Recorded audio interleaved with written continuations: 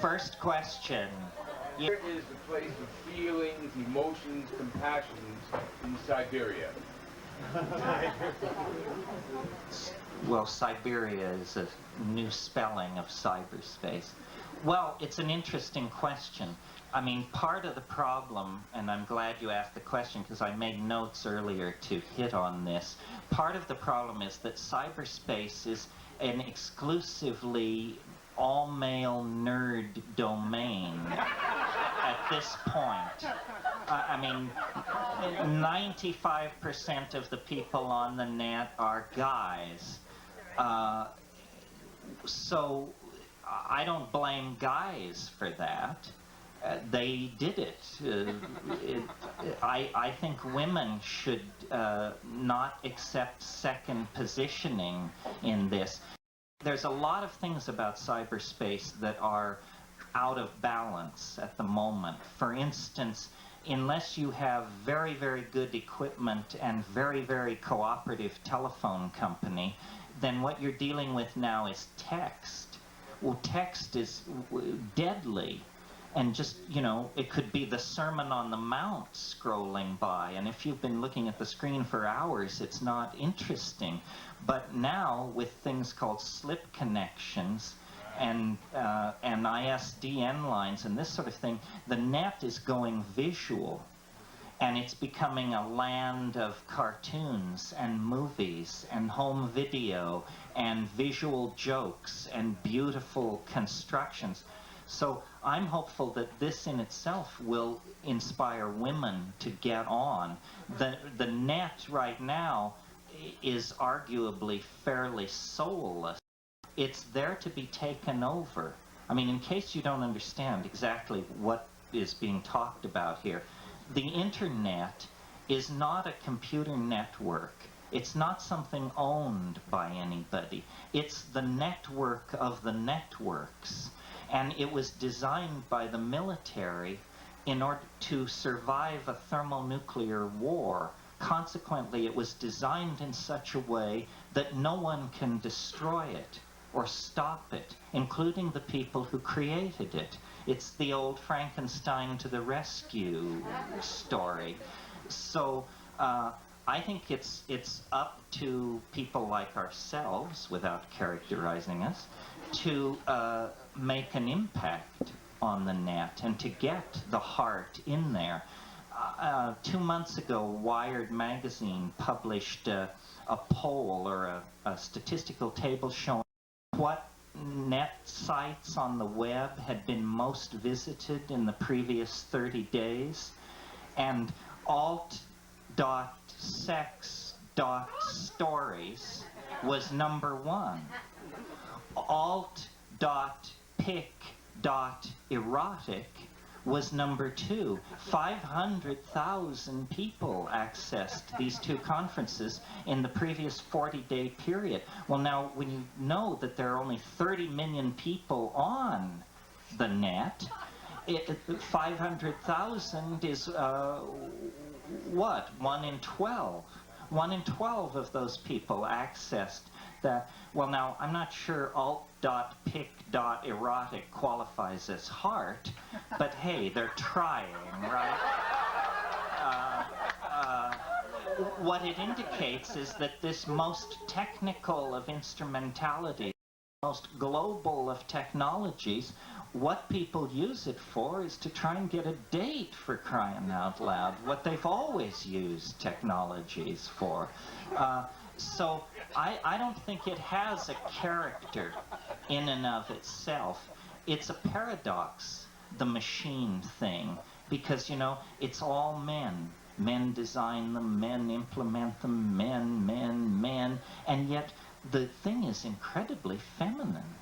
It is a feminine thing. It is, if it has a gender, it is a goddess. It's dissolving, it's distributed, it's maternal, it rocks you in its arms. So in a way what we have here is a kind of a cult of a cybernetic goddess where all of the acolytes are not exactly castrati, but nerds, you know. probably enough blathering about heart on the net. But it's a good question. There will be as much heart on the net as we put into the net. Yeah, my thing on the net is that it's really our first opportunity to bypass political structure and media editing and connect human to human. And I think as such we're going to like enter a super democracy and actually a time where humans are connecting with each other more than ever. I mean, is that? No, I absolutely agree. One of the things that Tim Leary used to say was he used to say, find the others. Find the others.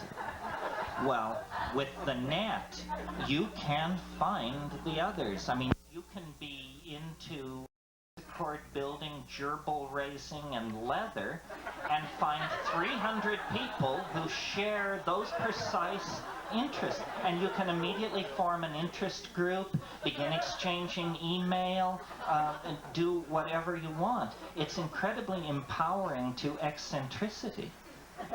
Eccentricity is empowered. I mean, there isn't an interest obscure enough that you can't get together 5 people on the internet. I mean, there's enormous conferences, for instance, on the Voynich manuscript. Who's ever heard of it? Enormous conferences on deciphering the angelologic languages that Dr. Dee channeled in his channelings in the late 16th century. 60 people on the net are working on this around the world, exchanging data.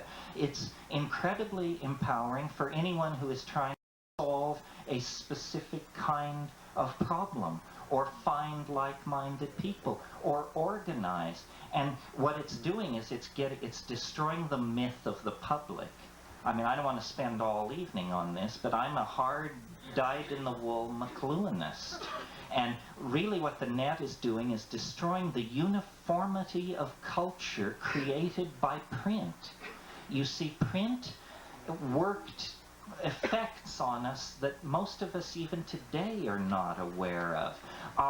The way our cities are laid out, the way we elect people to high office, the way we manufacture an object with interchangeable parts manufactured at various places and brought together and assembled at one point.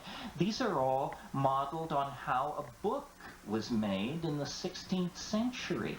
The uniformity of print, the repeatability of has created the uniformity of modern mass media and the concept of the citizen, which is, not you and not me. It's this ideal which we are educated into in an educational system created and based on the values of print. That's right. So McLuhan said as long ago as 1965 that what we were on the brink of was what he called a global village. Electronic tribalism. Sound familiar? The guy was just 30 years too early. He said the nation state will dissolve. He said there will be only 2 levels, the local level and the planetary level. And all the levels in between will be seen to be irrelevant. This is now happening, and propelled by these nonlinear forms of media, of which I take psychedelics and cybernetics to be 2 sides of the same coin. I mean, after all, think about psychedelics. They're called consciousness expanding drugs. Consciousness expanding. If I can search the Encyclopedia Britannica for a fact and find it in less than 1/3 of a second, that's consciousness expanding. If I can know the weather in Madrid instantly, that's consciousness expanding. I think I told you in January, the only difference between computers and drugs is that computers are too large to swallow. And our best people are working on that. I mean, the drugs, the computers of the future will be the size of aspirin tablets and cost the same and be used with the same devil-may-care attitude. So consciousness expansion is the name of the game, and God knows we need it, because look at the chuckle-headed solutions we are trying to apply to our desperate problems. Look at how our politicians behave. I mean, they're a disgrace. In any civilized country, they would be ripped apart by howling mobs. But here, you know, a certain mellowness has set in, and we just don't have that kind of conviction like we used to. Not to rave, yeah.